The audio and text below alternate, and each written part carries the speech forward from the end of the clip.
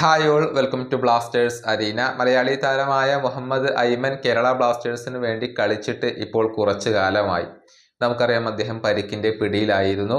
പരിക്കിൽ നിന്നും മുക്തനായിക്കൊണ്ട് അദ്ദേഹം ട്രെയിനിങ് ഒക്കെ ആരംഭിച്ചിരുന്നു. പക്ഷെ അദ്ദേഹം കളിക്കാൻ തയ്യാറായോ എന്ന കാര്യത്തിൽ ഇതുവരെ വിവരങ്ങൾ ഒന്നും ലഭിച്ചിരുന്നില്ല. പക്ഷേ പുതിയ റിപ്പോർട്ടുകൾ പ്രകാരം മുഹമ്മദ് ഐമൻ കളിക്കാൻ തയ്യാറായിട്ടുണ്ട് എന്നാണ്. അതായത് അദ്ദേഹം അടുത്ത മത്സരത്തിനുള്ള മോഹൻ ബഗാനെതിരെയുള്ള മത്സരത്തിനുള്ള സെലക്ഷന് അദ്ദേഹം അവൈലബിൾ ആയിരിക്കും. വേണമെങ്കിൽ പരിശീലകന് അദ്ദേഹത്തെ ഉപയോഗപ്പെടുത്താൻ സാധിക്കുന്നതാണ്. അദ്ദേഹം പൂർണ്ണ ഫിറ്റ്നസ് വീണ്ടെടുത്തിട്ടുണ്ട് എന്നാണ് ഇപ്പോൾ അറിയാൻ സാധിക്കുന്നത്. പരിശീലകരായ TGPയും അതുപോലെ തന്നെ തോമസും ഈ ഒരു യുവ താരത്തെ അടുത്ത മോഹൻ ബഗാനെതിരെയുള്ള മത്സരത്തിൽ ഉപയോഗപ്പെടുത്തുമോ എന്നുള്ളതൊക്കെ കാത്തിരുന്നു കാണേണ്ട കാര്യമാണ്.